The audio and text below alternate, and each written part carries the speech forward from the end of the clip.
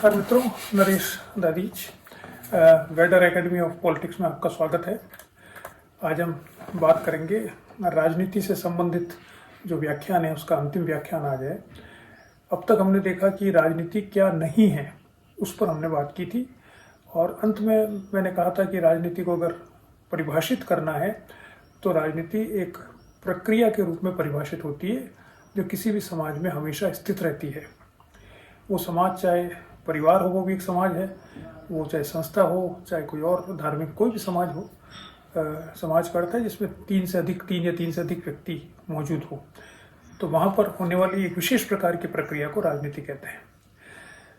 लेकिन राजनीति की यह परिभाषा आज के संदर्भ में दी जाती है और वो विशेषता क्या है इसको हम देखेंगे। लेकिन उससे पहले थोड़ा सा मैं इतिहास में जाना चाहूँगा जिससे कि ये स्पष्ट हो सके कि राजनीति की परिभाषा हमेशा स्थिर नहीं रही है और आज भी इसमें परिवर्तन संभव है। जो मैंने बताई है परिभाषा, जो मैं बताने वाला हूँ वही सच हो जरूरी नहीं है, थोड़े दिनों में ये भी परिवर्तित हो जाएगी शायद। तो सबसे पहले जो राजनीति के बारे में चिंतन हुआ वो हम जानते हैं, वो यूनानी नगर राज्यों में हुआ था। प्लेटो ने राजनीति के बारे में रिपब्लिक पुस्तक लिखी थी। उसके पश्चात अरस्तु ने पॉलिटिक्स और एथिक्स, दो पुस्तकें लिखी है जो राजनीति से संबंधित है। तो ग्रीक सिटी स्टेट्स या यूनानी नगर राज्यों में राजनीति का अर्थ मुख्य रूप से माना जाता है कि जो कुछ भी सामाजिक गतिविधियां हैं वो सब राजनीतिक गतिविधियां हैं। यानी वहाँ पर राजनीतिक, सामाजिक, आर्थिक, धार्मिक इन गतिविधियों में अंतर नहीं किया जाता था और उसका सबसे बड़ा कारण ये था कि वहाँ पर राज्य और समाज और आर्थिक स्थितियाँ, आर्थिक संस्थाएं, इनके मध्य में भी किसी प्रकार का अंतर नहीं किया जाता था। तो इसलिए अरस्तु का बहुत ही लोकप्रिय कथन है कि मनुष्य एक राजनीतिक प्राणी है या मनुष्य एक सामाजिक प्राणी है, दोनों का एक ही अर्थ है। इसका अर्थ क्या था कि चूंकि मनुष्य समाज में रहता है, समाज से अलग रहना उसकी प्रकृति में नहीं है, समाज में रहना उसकी प्रकृति में है और समाज में जब दूसरों के साथ अंत्यक्रिया करता है तो सारी अंत्यक्रियाएं राजनीति के रूप में ही हम देखते हैं। तो उस अंत्यक्रिया के माध्यम से ही राज्य की स्थापना होती है, उसी के माध्यम से हम देख सकते हैं समाज में दूसरी संस्थाएं बनती है और उन सब गतिविधियों को जो संस्थाएं करती है उन सबको राजनीति कहा जाता था। उसके पश्चात मध्ययुग की अगर हम बात करें तो मध्ययुग में सेंट अगस्टाइन सबसे बड़ा विचारक हुआ है जिसने कि मध्ययुग के राजनीतिक दर्शन को स्थापित किया। उसने सबसे पहले क्रिश्चियनिटी के अंदर एक नया सिद्धांत दिया था जिसको उसने क्रिश्चियन पॉलिटिकल थॉट का आधार बनाया और वो था दो नगरों का सिद्धांत या दो तलवारों का सिद्धांत। उसने कहा कि धरती पर मनुष्य ईश्वर के द्वारा भेजे गए हैं क्योंकि मनुष्यों ने स्वर्ग में कुछ पाप किए थे, उन पाप का प्रायश्चित करने के लिए धरती पर भेजा गया है। अब मनुष्य जब धरती पर है तो उसके दो तत्व हैं, एक तो शरीर है और एक उसकी आत्मा है। तो आत्मा तो वो है जो कि निरंतर रहती है, जो ईश्वर ने जिसके आधार पर मनुष्य का निर्माण किया है। तो जो विषय आत्मा से संबंधित है या दूसरे अर्थों में हम कहें कि वो विषय जिनसे मनुष्य वापस से स्वर्ग में जाने के प्रयास करता है, क्योंकि उसका उद्देश्य वापस से स्वर्ग में जाना है, तो वो स्वर्ग में जाने के जो प्रयास करता है वो आत्मा से संबंधित विषय है और वो विषय आध्यात्मिक है या धार्मिक विषय है। उनका नियंत्रण करने के लिए ईश्वर ने चर्च की स्थापना की है और अपने पुत्र ईसा मसीह को भेजा है और जिसकी आज्ञाओं को फैलाने के लिए चर्च की स्थापना हुई है। तो चर्च का जो पादरी है, चर्च का जो प्रमुख है, वह व्याख्या करेगा कि ईश्वर आपके इस आत्मा से आप स्वर्ग जाना चाहते हैं तो जो कार्य कर रहे हैं वो ईश्वर के अनुसार सही हो रहे हैं या गलत हो रहे हैं। अगर गलत है तो उसका दंड मिलेगा, अगर सही है तो आपको पुरस्कार मिलेगा और आप अंत में स्वर्ग जा सकते हैं। तो ये जो कार्य है वो तो है धार्मिक कार्य, जो आत्मा से संबंधित हैं, जो चर्च से संबंधित हैं, जो ईश्वर से संबंधित हैं, जो इस जन्म के पश्चात, मृत्यु के पश्चात जो कार्य होते हैं उनसे संबंधित है। और दूसरे बाकी सभी कार्य जो है वो है लौकिक कार्य, जो जिसको चलाने के लिए राजा की आवश्यकता होती है, क्योंकि राजा ये देखता है, राजा होता है, राज्य होता है, जो राज्य की अवधारणा और राजा से जुड़ी हुई थी उस समय तक। तो राजा और राज्य और जो दूसरे गतिविधियां हैं जो कि लौकिक गतिविधियां, जो शरीर से संबंधित गतिविधियां हैं, उनका प्रशासन करेगा राज्य या राजा करेगा, और उनको उन कार्यों को लौकिक कार्य कहा जाएगा, और उन्हें आप पॉलिटिकल कार्य भी कह सकते हैं, राजनीतिक कार्य भी कह सकते हैं। तो मध्य युग में शुरुआत होती है कि राजनीतिक कार्य वो है जो कि लौकिक कार्य है, और धार्मिक कार्य वो है जो कि आत्मा से संबंधित कार्य है। अब इसमें मध्य युग में कई बार इस बारे में विवाद आया कि अगर दोनों के कार्यों में किसी प्रकार का भेद हो, किसी प्रकार में इनमें आपस में झगड़ा हो, तो कैसे निपटारा करेंगे, कैसे हम मानेंगे कि किस के द्वारा किसकी सत्ता को ज़्यादा महत्व दिया जाना चाहिए। यानी अगर राजा और के आज्ञा और चर्च के प्रमुख की आज्ञा में अगर कोई भेद हो तो किसको महत्व दिया जाना चाहिए, किसको प्रमुखता दी जानी चाहिए। इसके बारे में मध्य युग में अलग अलग विचारकों ने अलग अलग विचार दिए, लेकिन अधिकतर विचारक राजा की अपेक्षा चर्च को ज़्यादा महत्वपूर्ण मान रहे थे जब शुरुआती दौर में। लेकिन जो जो मध्य युग समाप्ति की तरफ आता है तो धीरे धीरे राजा को महत्व दिया जाने लगा चर्च की अपेक्षा। हम जानते हैं कि चर्च में भी जो कैथोलिक रिलीजन था, धर्म था, उसमें भी एक रिवोल्ट हुआ और प्रोटेस्टेंट मूवमेंट सामने आया। मार्टिन लूथर वगैरह दूसरे, उन्होंने चर्च के प्रमुख की आलोचना की कि वो सही कार्य नहीं कर रहा है, इसलिए कोई एक प्रमुख नहीं होना चाहिए, और विवाद वहाँ पे आरंभ होता है। उसके कारण से चर्च की शक्ति थोड़ी कम होती है और राजा की शक्ति बढ़ती है, या राज्य की शक्ति बढ़ती है। तो राजनीति का अर्थ वहाँ पर मध्य युग में पूरे में वो है जो कि राज्य या राजा से संबंधित गतिविधियां हैं। जो आत्मा से संबंधित गतिविधियां वो धार्मिक गतिविधियां हैं। तो राजनीति का क्षेत्र थोड़ा सा संकुचित हुआ, जिसे हम कह सकते हैं। उसके पश्चात आता है आधुनिक युग। आधुनिक की शुरुआत तो बाद में होती है, बौद्ध युग के बाद, एनलाइटनमेंट के बाद में, लेकिन उससे पहले ही मैकियावेली जैसे विचारक आने लगे थे जिन्होंने इस बात को प्रमुखता से रखा कि राजनीति का अगर बात की जाए तो जो व्यावहारिक राजनीति है उसकी बात की जाए, व्यवहार में राजनीति क्या हो रही है, न कि सिद्धांतों की बात की जाए। धीरे धीरे जो आधुनिक युग आता है 18वीं शताब्दी में 19वीं शताब्दी तक आते आते, तब हम देखते हैं कि राजनीति को परिभाषित करते हुए हम मुख्य रूप से उसको राज्य से जुड़ी हुई गतिविधियों को हम राजनीति कहने लगते हैं। अब आधुनिक समय जिसे हम कहते हैं 19वीं शताब्दी, उसमें जब राज्य स्थापित हो गया और राज्य भी एक जिसे कह सकते हैं राष्ट्रीय राज्य के रूप में स्थापित हो गया, तब राजनीति की परिभाषा और संकुचित हुई, यानी उसका क्षेत्र संकुचित हुआ। और तब माना जाने लगा कि जो राज्य से संबंधित गतिविधियां हैं वो राजनीति है, जो आत्मा से संबंधित हैं वो धार्मिक है, और जो अन्य गतिविधियां हैं जिसमें राज्य हस्तक्षेप नहीं करता है वो सामाजिक या सांस्कृतिक या शैक्षणिक या अन्य प्रकार की गतिविधि हो सकती है।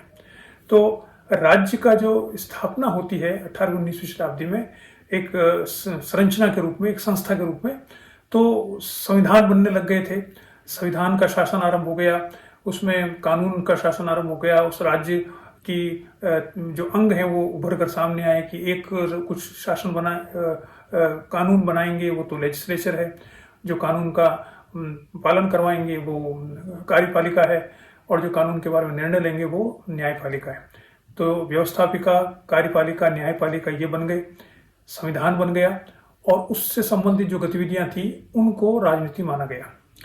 तो इसका अर्थ यह है कि राजनीति का स्वरूप और संकुचित होता है इसमें, और इस संकुचित स्वरूप में 19वीं शताब्दी में जी माना गया, जो जिसे कह सकते हैं हम, इसका जो संस्थागत स्वरूप था राज्य का, वो जब सामने आता है तो राज्य को से संबंधित गतिविधियों को राजनीति माना गया। और इसको बहुत ही अच्छे तरीके से गार्नर ने परिभाषित किया है कि राजनीति राज्य से आरंभ होती है, राज्य पे समाप्त होती है। Politics begins and ends with the state, and which state? The state which is legal, institutional and formal. जो संवैधानिक है, औपचारिक है, संस्थागत है, उस राज्य की गतिविधियां ही राजनीति है। ये नई परिभाषा है, तो ये संकुचित परिभाषा है, स्कोप है राजनीति का। लेकिन इस समय एक दूसरी बात भी सामने आती है 19वीं शताब्दी में, जिसे हम जानते हैं कि राजनीतिक दलों का प्रादुर्भाव होता है। और राजनीतिक दलों के प्रादुर्भाव से ये बात सामने आती है कि जो औपचारिक निर्णय राज्य में लिए जाते हैं, जिन्हें हम राजनीति कहते हैं, वो मूल रूप से अनौपचारिक रूप से राजनीतिक दलों के अंतर्गत लिए जाते हैं, और उसको लागू करने के लिए जब वो जिस राजनीतिक दल का शासन होता है वो उसको लागू करता है और उसको औपचारिकता में परिणित करता है। तो अगर हमें वास्तविक राजनीति का अध्ययन करना है, वास्तविक राजनीति को समझना है, तो हमें राजनीतिक दलों में क्या हो रहा है इसको समझने की आवश्यकता है। वहां पर निर्णय कैसे लिए जा रहे हैं, वहां पर क्या नीतियां हैं उनकी जिसको वो लागू करना चाहते हैं। लेकिन राजनीतिक दल चूंकि संविधान का हिस्सा नहीं है और संस्था का हिस्सा नहीं है, तो फिर राजनीतिक दलों का अध्ययन कैसे करें, उसको राजनीति कैसे कहें। तो राजनीति की परिभाषा में तो वो नहीं आते हैं, क्योंकि राजनीति की परिभाषा तो यह है कि संस्थागत जो गतिविधियां उन्हें राजनीति माना जाए। तो ये जो परंपरागत परिभाषा थी राजनीति की, उसको चैलेंज किया गया और सोचा गया कि नए प्रकार से कैसे राजनीति को परिभाषित किया जाए जो केवल राज्य की औपचारिक संरचना के अंतर्गत ही सीमित न रहे। तो 20वीं शताब्दी के आरंभ में जैसे डेविड बेंटले है, आर्थर बेंटले वगैरह, इन्होंने इस पर काम करना शुरू किया और किताबें आने लगी जैसे प्रोसेस ऑफ गवर्नमेंट। तो प्रोसेस ऑफ गवर्नमेंट का अर्थ राजनीति में प्रक्रिया क्या है इसका अध्ययन किया जाए, वो राजनीति है, न कि राज्य जो है वो राजनीति है। राजनीति प्रोसेस ऑफ गवर्नमेंट, सरकार की प्रक्रिया क्या है, सरकार राजनीति नहीं है। सरकार में जो प्रक्रिया हो रही है जिससे निर्णय लिए जाते हैं वो उस प्रक्रिया का अध्ययन करना ही राजनीतिक अध्ययन करना है। बाद में जाकर 20वीं शताब्दी में हम जानते हैं शिकागो स्कूल की स्थापना होती है 1925 के लगभग। शिकागो यूनिवर्सिटी में जो पॉलिटिकल साइंस डिपार्टमेंट की स्थापना होती है और उसमें इस बात को पुरजोर तरीके से उठाया जाता है कि राजनीति का अनौपचारिक अध्ययन करने की आवश्यकता है। और तो बहुत से नए परिभाषाएं राजनीति की आती है। उसमें सबसे प्रमुख परिभाषा थी शक्ति की परिभाषा। और जो हम जानते हैं कि पॉलिटिक्स जो है, जैसे मॉर्गनथॉ ने जो बहुत बाद में किताब लिखी थी जिसने कहा international politics like all politics is a struggle for power. अंतर्राष्ट्रीय राजनीति अन्य सभी राजनीतियों की तरह शक्ति के लिए संघर्ष है। यानी माना गया कि राजनीति का अर्थ है शक्ति के लिए संघर्ष करना। शक्ति के लिए संघर्ष करने का अर्थ है कि सत्ता को प्राप्त करने का संघर्ष करना। और राजनीति संगठित रूप से होती है तो राजनीतिक दलों के माध्यम से होती है। तो राजनीतिक दलों का उद्देश्य सत्ता के संगठन को, सत्ता को प्राप्त करना है। इसलिए राजनीति का अर्थ यह है कि हम राजनीति में राजनीतिक दलों का और उनके संगठन का, उनकी प्रक्रियाओं का अध्ययन करें, या मूल रूप से सत्ता प्राप्त करने में कौन कौन सी बातें महत्वपूर्ण हैं उनका अध्ययन करें, तब हम कहेंगे कि हम राजनीति का अध्ययन कर रहे हैं।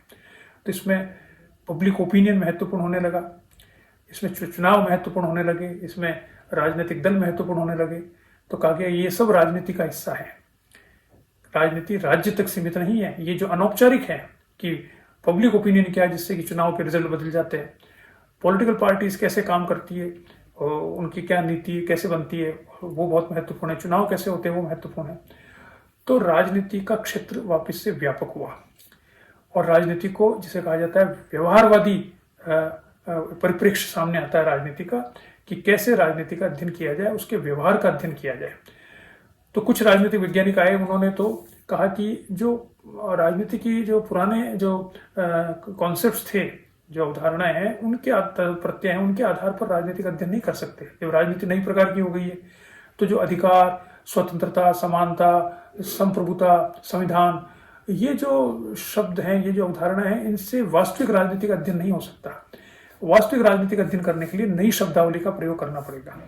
तो डेविड ईस्टन ने जैसे शुरू कहा कि राजनीतिक व्यवस्था होनी चाहिए, राज्य की जगह राजनीतिक व्यवस्था शब्द काम में लें, संस्थाओं की जगह संरचनाएं काम में लें, जो व्यक्ति की भूमिका है या राजनीतिक दल की भूमिका है उसकी बजाय उनकी प्रक्रिया काम में ले, उनके प्रकार काम में ले, फंक्शंस।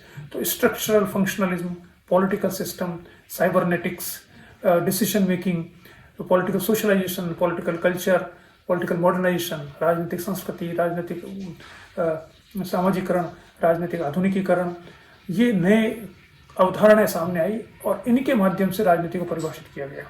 तो डेविड ईस्टन ने इस सारे जो व्यवहारवादी आंदोलन जो 1950 के दशक में और 60 के दशक में बहुत महत्वपूर्ण था, उसको उन्होंने परिभाषित किया है कि राजनीति क्या है। राजनीति मूल्यों का अधिकृत वितरण है।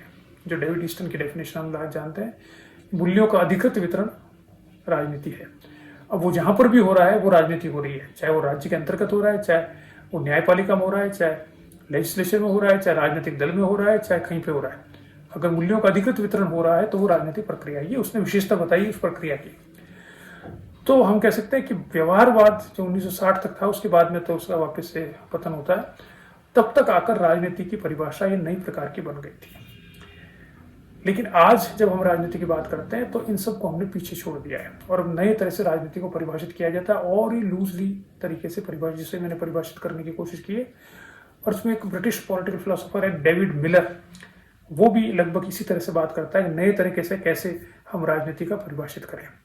तो राजनीति की नई परिभाषा क्या होगी जो कि आज के संदर्भ में समीचीन है।